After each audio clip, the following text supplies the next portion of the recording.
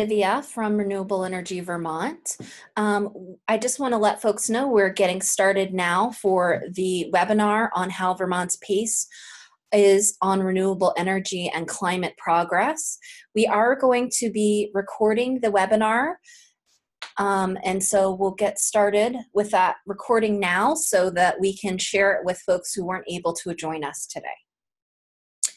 So for folks, this is Olivia Campbell Anderson, Executive Director at Renewable Energy Vermont. We are the Clean Energy Trade Association that is implementing solutions to meet our state's climate and renewable energy commitments.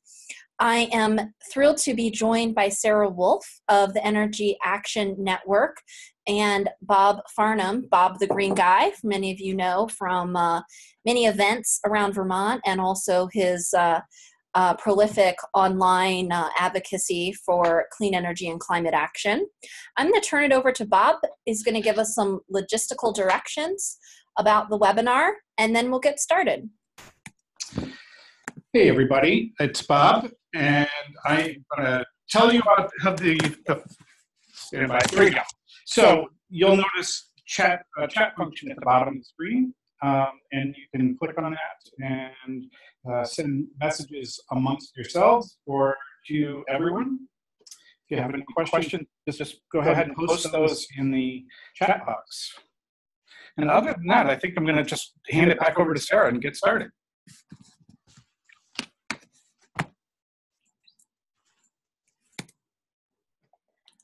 All right, well, thank you, Olivia, and thank you, Bob. It's a pleasure to be here today, and I know that some folks have been chatting. If there's been sound issues or video issues, please continue to do that in addition to the questions, and we'll try to handle those as best as we can.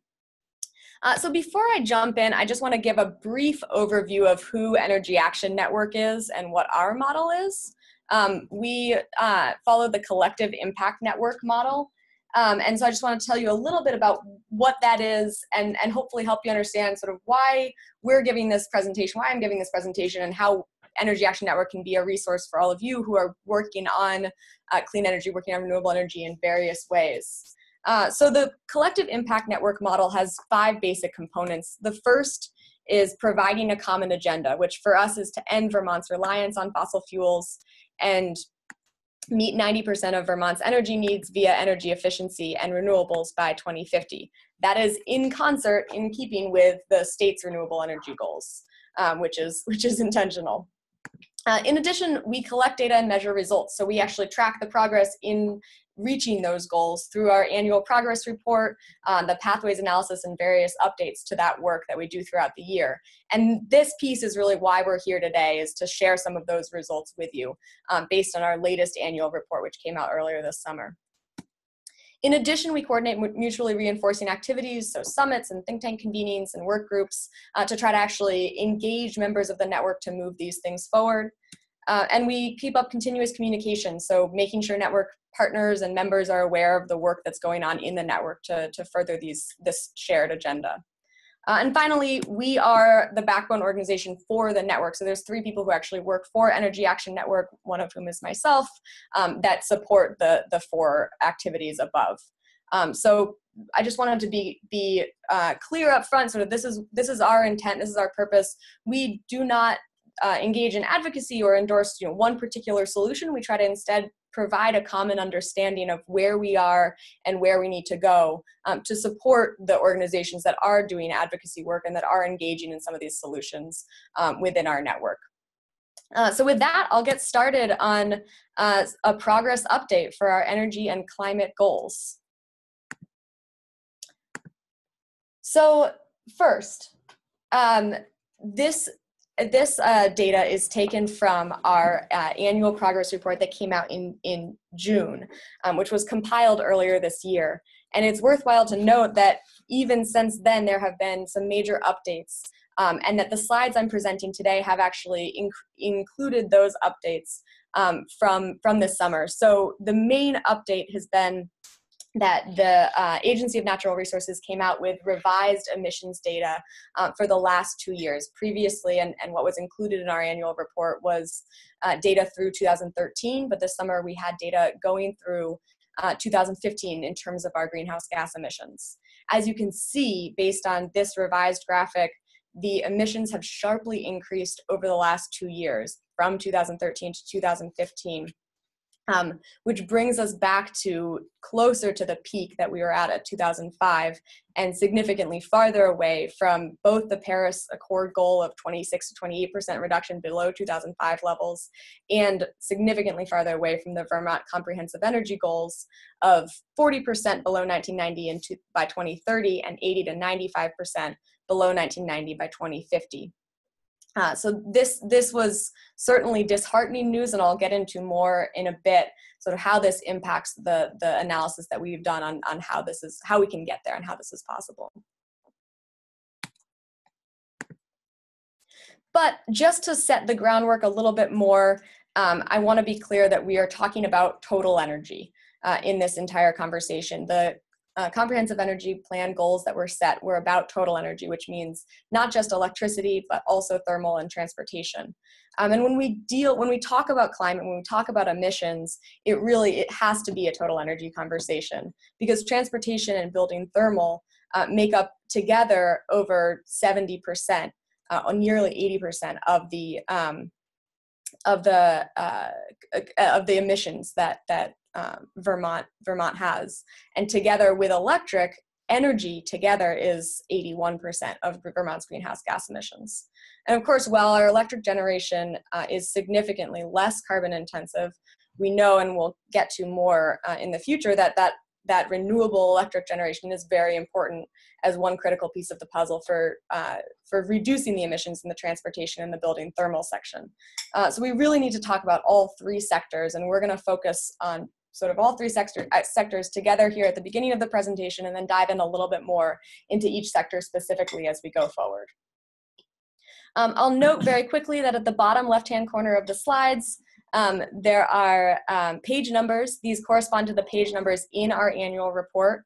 And you can find our annual report. I'll include a link at the end, but you can find it online. But I will note again that a lot of these graphics and images have been updated from even that annual report. So if you're interested in using these graphics or referencing them again, we will make this recording available to everyone, but also feel free to reach out to me to request any of these images for use in your work, because we want to make them as publicly accessible as we can.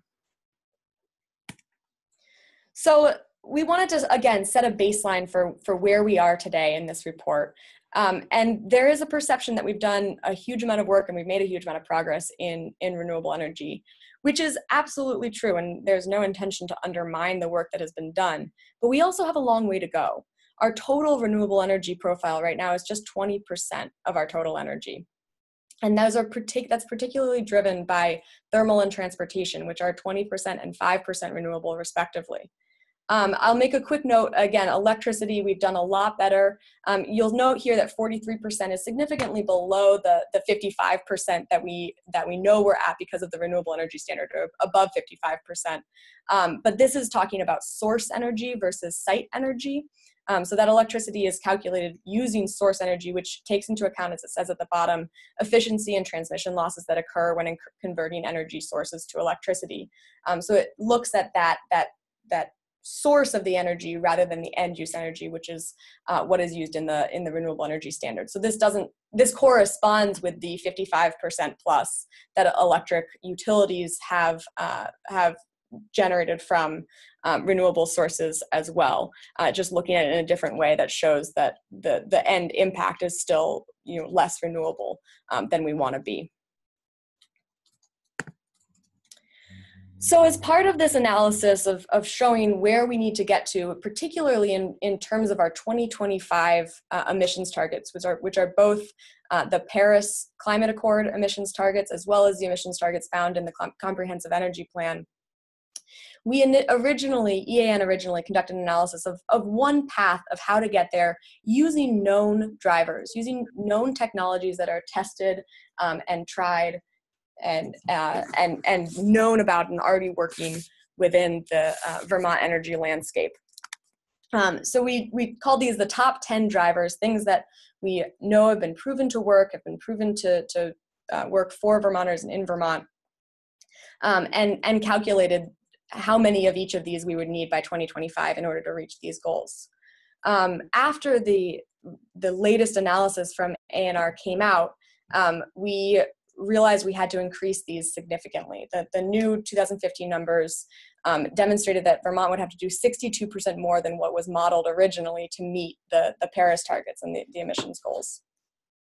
And so we have not yet fully completed this analysis, but one version of the new figures that would be needed to meet the Paris Accord would increase the number of EVs needed to 90,000 from 60,000 in the original analysis, increase to 87,000 cold climate heat pumps, 80,000 homes weatherized. All of these are in addition to what's already been done. So you can see at the bottom of this graph, there's the 2017 status of where we are today. So we would need to be doing all of this in addition to what we already have. Again, so 500 megawatts of solar, 200 megawatts of wind, and an additional 10% from either increased work and increased progress in the drivers that were already identified, from new drivers, from conservation beyond weatherization, from drivers that haven't been tested or identified yet, or from work we're not expecting to have happen yet. So that's a significant increase in the amount of work that needs to be done if we were to look at this pathway. And just to be clear, again, this is not necessarily the only pathway, but if any one of these drivers were to be decreased or changed, then another one would need to step up and take its place. The new emissions data from ANR demonstrates that we need to achieve 2.53 million metric tons of CO2 reductions by 2025 if we're going to meet the Paris Accord. So that's up significantly from what we had modeled. And so these are challenging and aggressive targets that we need to meet. And we have a lot of these tools. We have these drivers to make it happen, but the curves we need to achieve got significantly harder with the new emissions figures. So now I'm going to dive a little bit more into the sectors in particular. Again, I'll just remind folks that if you have questions at this time, feel free to chat them into the chat box, and we can unmute people at the end to ask them in person, or we'll try to address the questions that have come up in the chat box. But we've got our wonderful moderators who are checking that chat box to make sure if we can get to any questions that come in. Thank you very much, and we'll move into the sectors. All right, so starting with the transportation sector, which is the least renewable sector of our total energy portfolio. We did a quick analysis of the carbon emissions per passenger mile of different modes of transportation, just to demonstrate that, as will be surprising to I think no one, a single occupancy trip in a fossil fuel powered car is the most carbon intensive way to get around. And unfortunately here in Vermont, that's the way most of us get around a lot of the time. And so that demonstrates sort of why it's been so difficult to break into this renewable transition, particularly in the transportation in the transportation sector. I'll note that when I first saw this, it surprised me that planes particularly that planes were so low comparative to buses. And the reason for that broadly, I think there's a few different reasons, but one of the big reasons is that we are actually pretty good at cramming airplanes full. I don't know when the last time you were on an airplane that you had a seat open next to you was, but for most people, it wasn't very recently. You get crammed like sardines into a plane, and that does actually improve the carbon intensity of that travel, even though planes are so carbon intensive to begin with. So it speaks to the necessity of filling up our buses, of filling up trains when we have public transit options, and even filling up cars, of course. We have public transit and rideshare options. We need to utilize them, make the most of them, and that will improve the carbon intensity. And of course, as good as electric vehicles are, which they do still have a carbon footprint because they are being charged on a grid that's not entirely renewable yet, using a non-fossil fueled alternative like taking the bike or walking is of course going to be the least carbon intensive, as in it uses no carbon. So transportation also has a huge economic opportunity. We talk a lot about the downsides, we talk about the emissions, but the economic opportunity, and this is a snapshot of switching to EVs as one example, can be really significant for Vermonters. So the upfront cost, or the maintenance cost, the ongoing costs of charging that vehicle versus paying for gas, is the equivalent of switching from $2.60 a gallon, which was the price when we published this report, is now near $3 in most places in Vermont, to $1.50 a gallon for charging your electric vehicle. And then the ongoing maintenance costs. I would invite each of you to think back to when the last time you took your car into the shop and what you had done on that car. And whether or not you'd need to have that done if you had an electric vehicle. It helps give a perspective. Was it an oil change, or was it, transmission, or was it all these various things that are no longer needed when you have an electric vehicle? So the maintenance costs go down significantly. There's also just a convenience cost. You can fill up at home. You don't actually have to use miles in order to fill up. For most people, they have charging stations in their garages that they can charge at night. And then, of course, there's the environmental benefits, which translate into economic opportunity when you think about the social costs and the healthcare costs of continuing to warm our atmosphere and pollute our air. And then, of course, there's the volatility. Electric prices are regulated, and so they are more stable and predictable, whereas gas prices, as just demonstrated by how much they've changed even in the last few months, are much more volatile and historically have much higher prices. I'll get more into the what leaves Vermont, what stays in Vermont a little bit towards the end. But this is just a snapshot of some of the economic opportunity that we face if we transition from fossil fuel powered vehicles to electric. Now diving into the thermal sector, thermal is the largest percentage of Vermont's energy usage, which is not surprising. We live in a cold state. We all know this. We're heading into the season. It's just the right time to be talking about it today as we're running the heat pump here in the Renewable Energy Vermont office. And it's a critical part of our energy usage, which does make Vermont somewhat unique. When you look at energy profiles across the states, Vermont uses significantly more energy in the thermal sector than many other states, which means that we have to find solutions that other states aren't necessarily pursuing. On the right-hand side, we have an analysis of how Vermonters actually currently heat. We do have a significant percentage of the population, especially compared to other states, that does heat with wood, with cordwood. But the advanced wood heat and electric, which is the heat pump side of things, is still a very small percentage of the population relatively. So it's still significantly from heating oil and propane.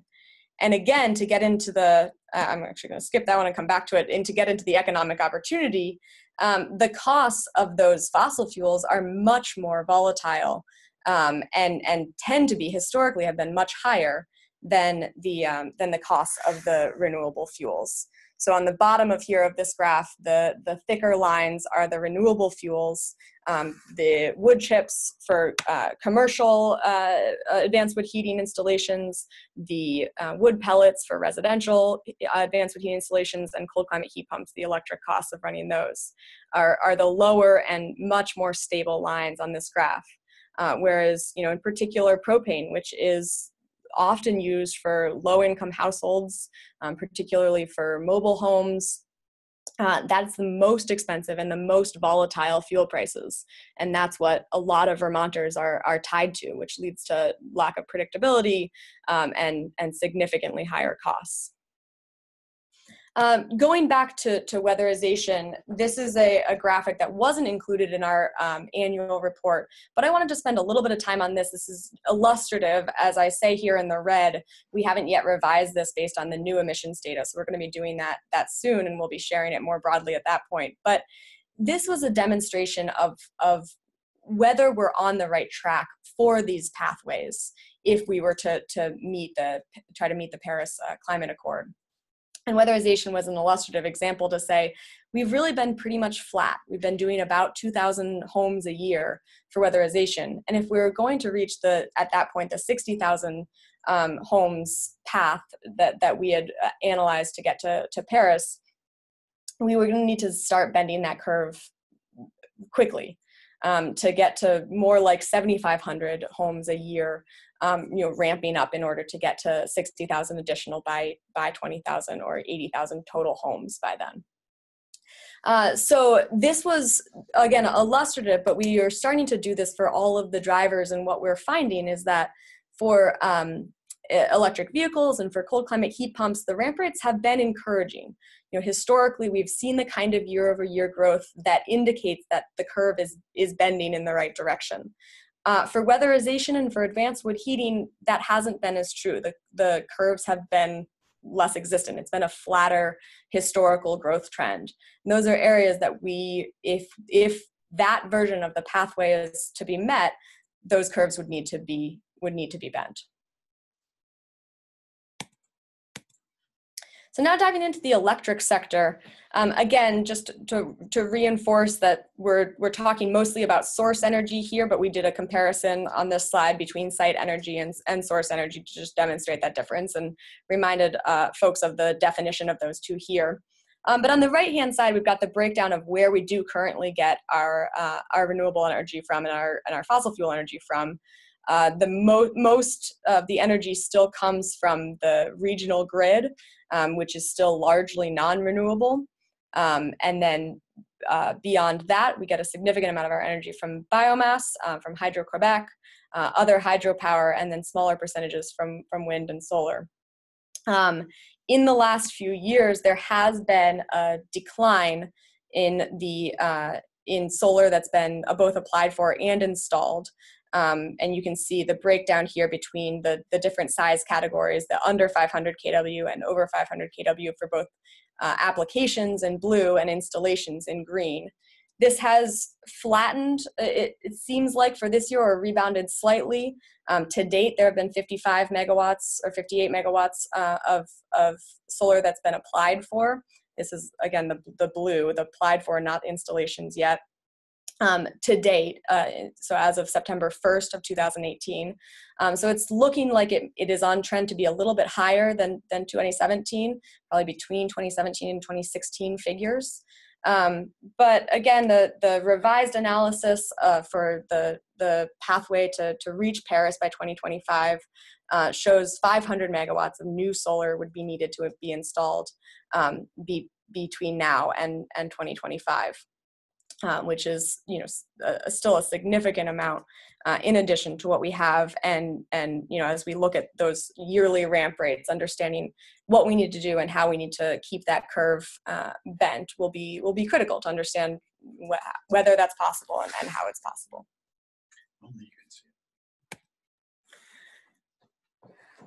it. So quickly, I wanted to actually start with the figure that's on the right here to get back and look at the whole picture again. The statutory energy targets on the right-hand side, there's a lot of detail here and it's really small. So again, I provided the page number so you can look at this in more detail. But the reason I included it in such a small way here is just to show the colors, just to show again that the only place we are actually meeting or exceeding our targets currently is in the electric sector. And we have made significant progress there. But I included the graphic on the left-hand side in relationship here because it shows the importance of policy in meeting our targets here, in advancing progress. There has been a long history of policy on the electric side, going back to, this is really only starting with net metering, but going back to our work on electric efficiency that really goes back to the 80s and the 90s. And so that kind of policy will likely be necessary, will almost definitely be necessary in order to get the other sectors and the emissions goals on track in that second graphic. So again, there's a lot of information there, but just wanted to point that out to show, there is a lot of work still needed to be done, but we have shown that there has been success and there has been progress. in one sector, thanks to a lot of work by many folks who are on this call and others across the state. And then briefly, there's a little bit more detail that we've done beyond just the 2025 targets and the 2025 milestones, but going out to 2050 to just demonstrate how these drivers, how these individual pieces of the puzzle need to ramp up to get all the way to 2050. And again, I'll emphasize this is illustrative. This is one pathway to get there, but we wanted to just put some real figures to show what kind of adoption rates are needed. And again, if one of these things were to change, if there were to be less in one area, there would need to be more in another area in order to reach this milestone. But I always come back to the economic opportunity. The full economic opportunity of transitioning off of fossil fuels and onto renewable energy has never actually been calculated. I think many people on this call have probably heard the figure that 78 cents of every $1 spent on fossil fuels leaves Vermont. But we haven't actually figured out the other side of that equation. What happens when we spend $1 on renewable energy? What happens when we spend it on wind or solar or advanced wood heat that is sourced here in Vermont? That economic opportunity has never fully been calculated, but we know one piece of it is jobs. And historically, there has been very good growth in clean energy jobs. This figure again came out prior to the summer's latest report, which actually showed a dip in clean energy jobs for the first time since this report started coming out in 2013.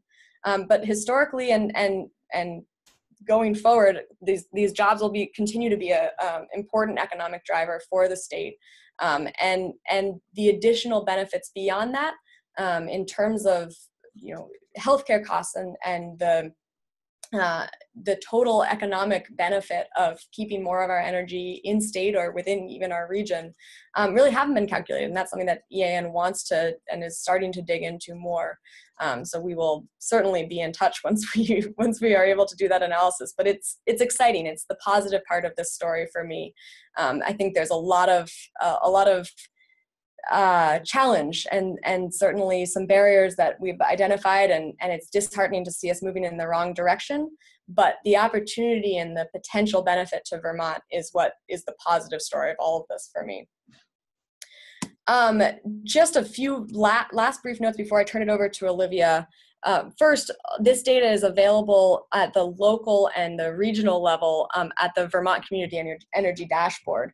So please visit this site if you haven't yet. We're excited that we're going to be coming out with a major update to that site in the next month or so to show aggregate data across communities rather than just site-specific data. So we're going to be able to show a lot more data about total energy use and where renewable progress has been made thus far.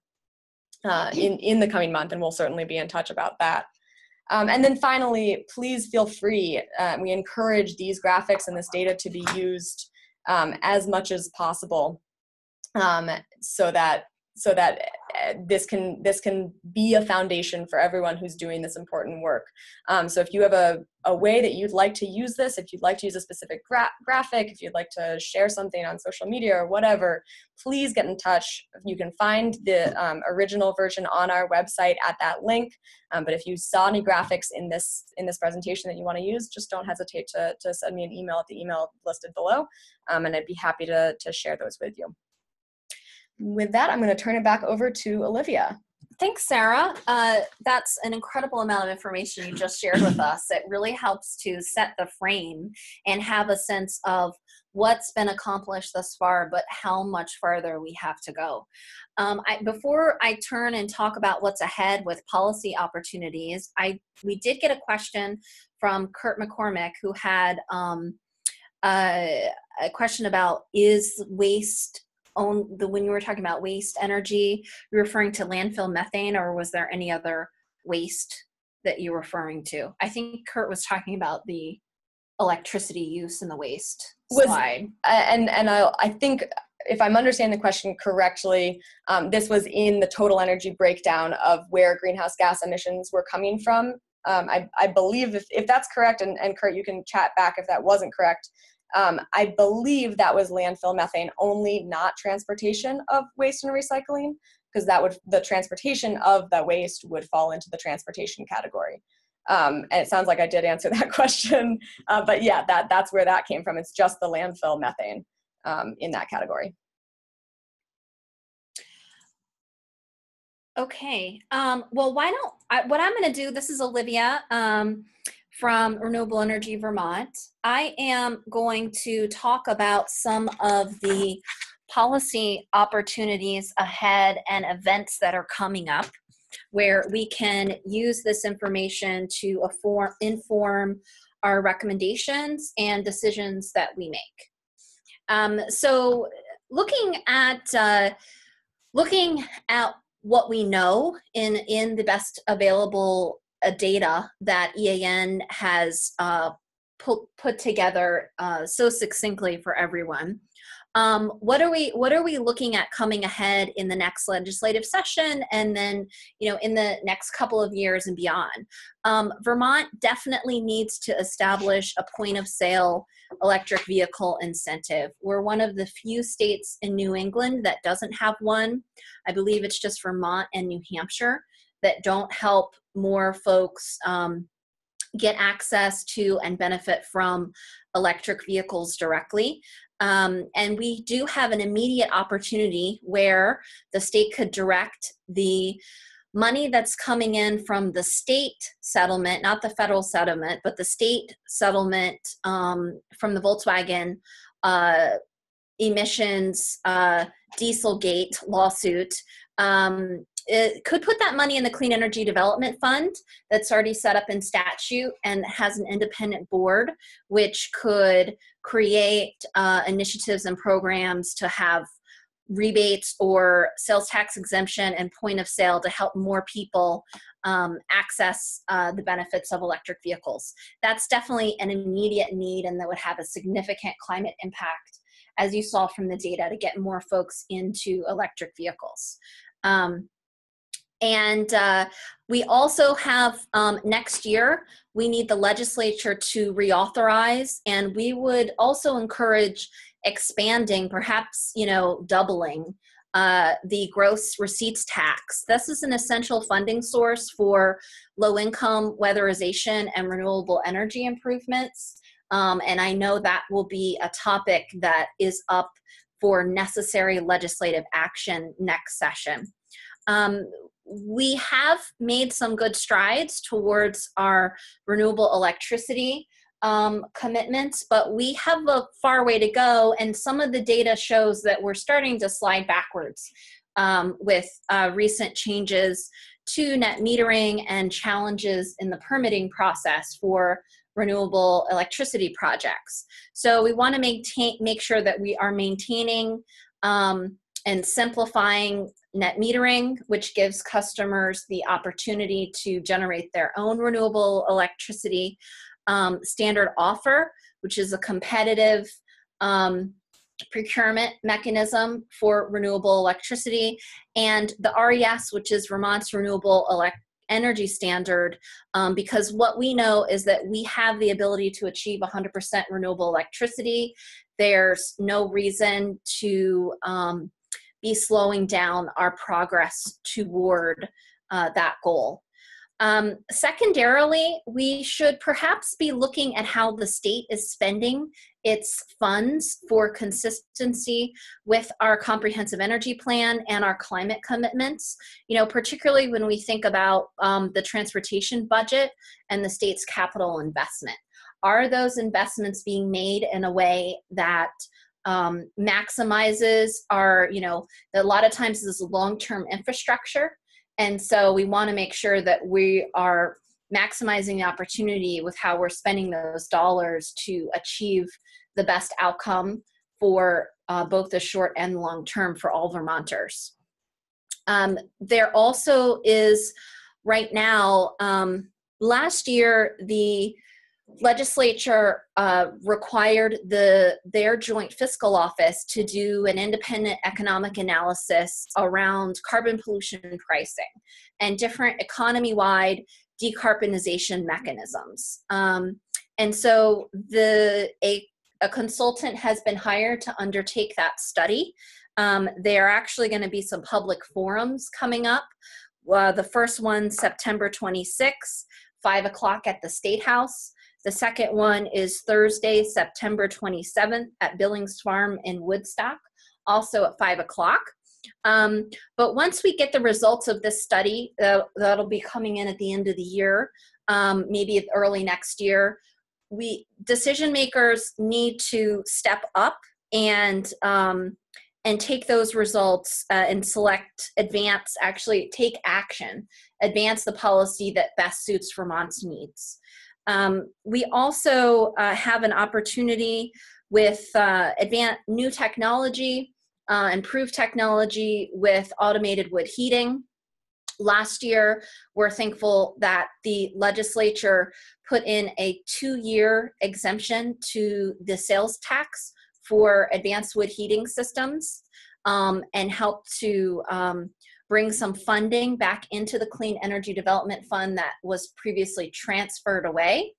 That should be a permanent sales tax, and we also need to figure out how we can fully fund and maintain the Clean Energy Development Fund. So these are some policy opportunities ahead that we are going to be working on and thinking about. It's just a quick snapshot. As folks may know, there is a tremendous amount of regulatory activity happening this summer and fall. Another opportunity of things that are open for public comment, the Governor's Climate Action Commission submitted its final report just a few weeks ago to the governor that had several good recommendations, some of which is incorporated into the policy opportunities what's ahead slide here.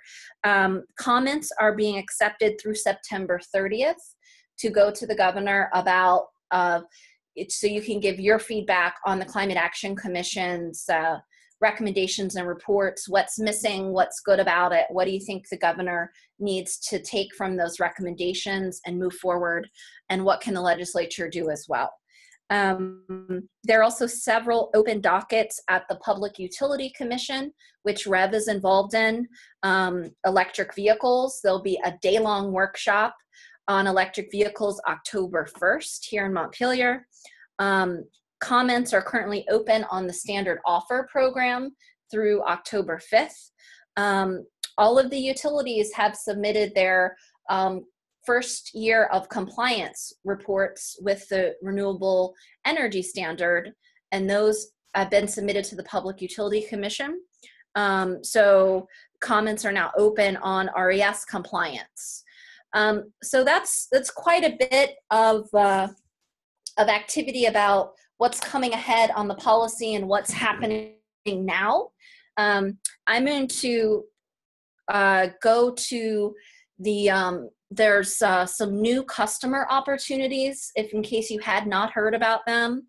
First, following significant advocacy by REV and many others, the legislature directed the governor to use the first year of Vermont's federal Volkswagen settlement funds towards electric vehicles. And so there is currently an RFP out where you can apply for grants for electric vehicle charging equipment. The first round is due November 30th. I know that's a really long website, but if you Google ACCD, EV charging grant, you'll find the shortcut or use that right there. There's $400,000 available in this first round, and the cost match depends on whether or not the charging stations are publicly available and where they're located. But it's available to employers, to communities, to utilities, and many others. There also, right now, you can, now that it's getting cooler, if you don't have if your house isn't suited for cold climate heat pumps, you could make another choice to choose renewable heating with advanced modern automated wood heating. As I mentioned, there's no sales tax right now, no sales tax on advanced wood heating, and you can also get $6,000 in rebates off the cost of the system, in addition to no sales tax, to try to make this new technology, which works well, more comparable in cost to old oil and gas boilers. So that's a great opportunity now that's available to you. And then Vermont maintains a renewable energy business listing. REV maintains it. So if you need to find an installer or a partner, feel free to check out the Vermont Renewable Energy business listing. Before I go on, I just want to check and see if we had any questions related to any of the policy opportunities that I discussed. There was just a request to repeat the meeting dates and times. If you want to just go quickly through the JFO meeting and also the EV docket, I think were the two meetings that you had reminded people about. Sure, and we can type that in. So the legislature's Joint Fiscal Office is holding two public forums. The first one is September 26th, 5 o'clock at the State House in Montpelier. The second one is Thursday, September 27th. That's going to be held at Billings Farm in Woodstock, also at 5 o'clock. So they can get some information in advance of completing and undertaking that independent economic analysis around different carbon pollution pricing mechanisms and decarbonization tools for that study the Joint Fiscal Office is doing. And the Public Utility Commission is having the first forum in its comprehensive electric vehicle docket on October 1st.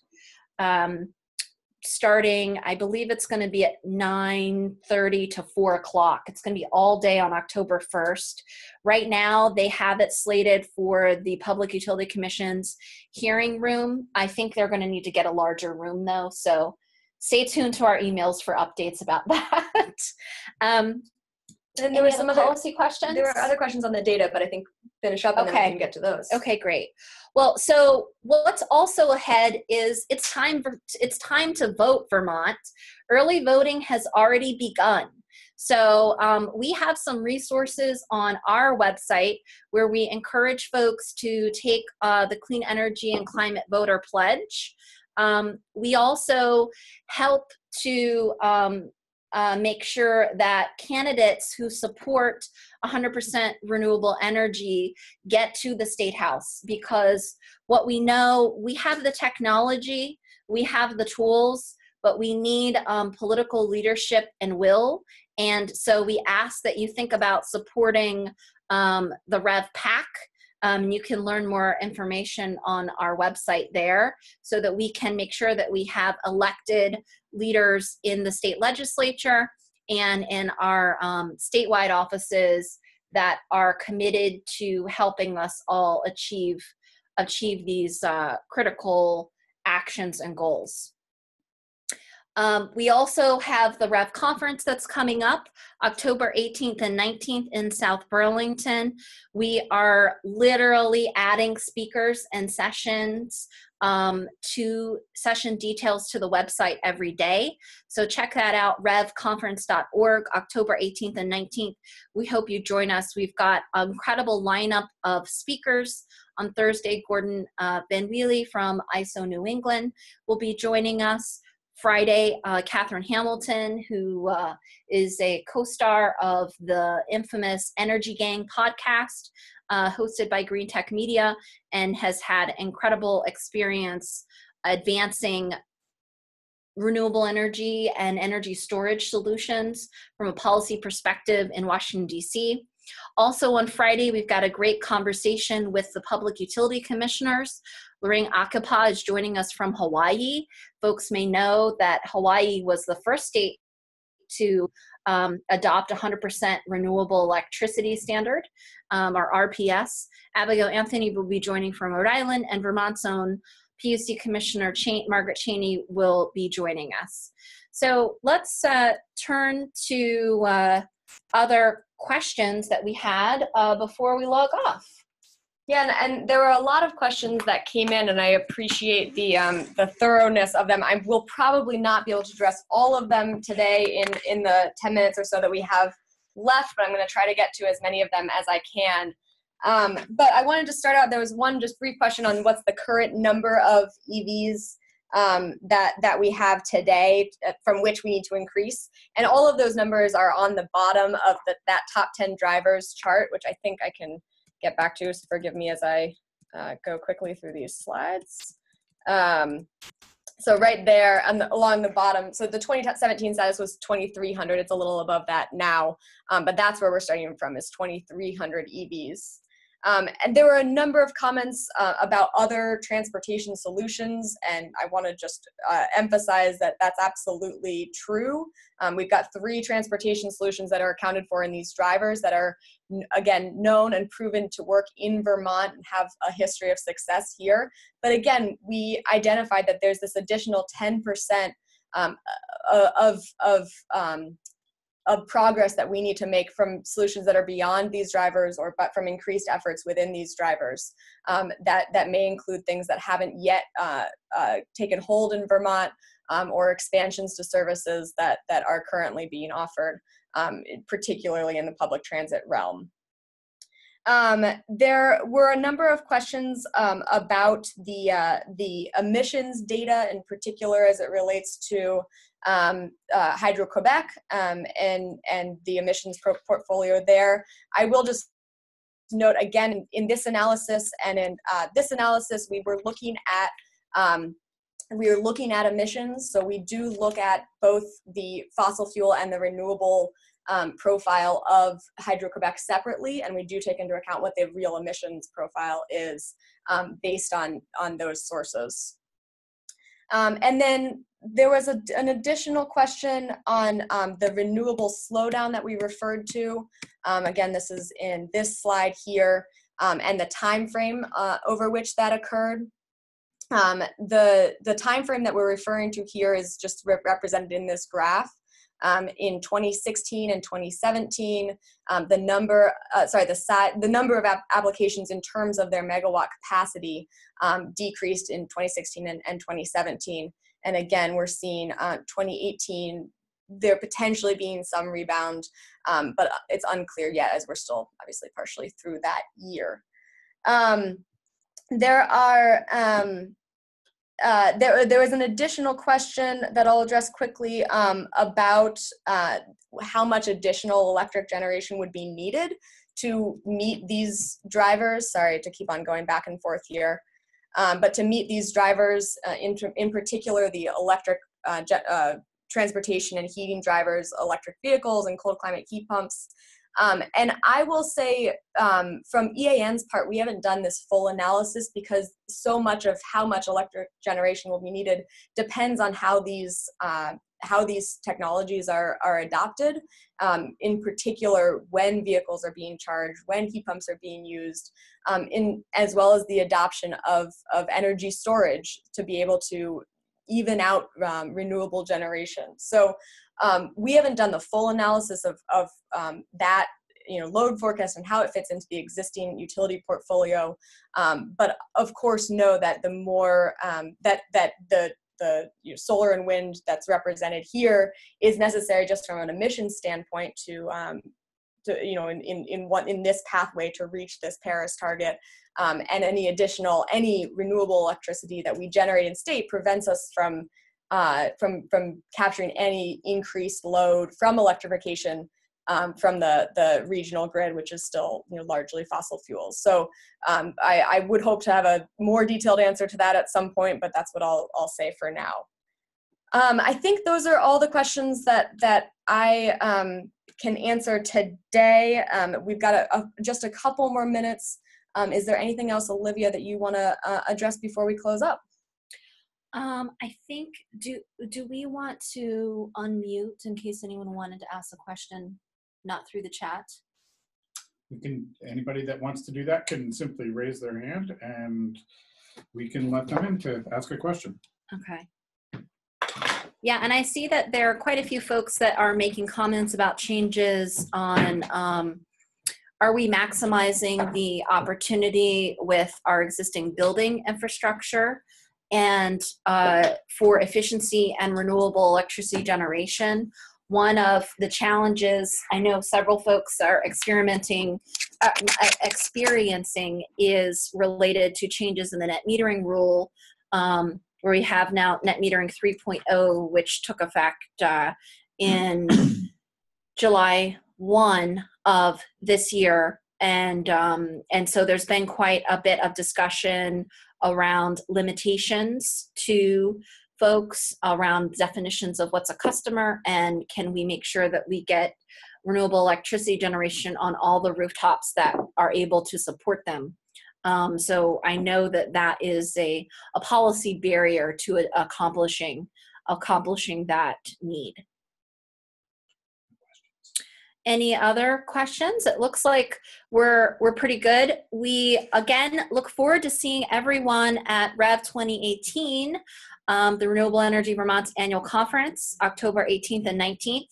I think we've shared the information that from Energy Action Network, eanvt.org, and encourage folks to go to REV's website to learn more, take the Renewable Energy and Climate Voter Pledge and get involved so that we can make these commitments a reality. Thank you all for joining us and have a great afternoon.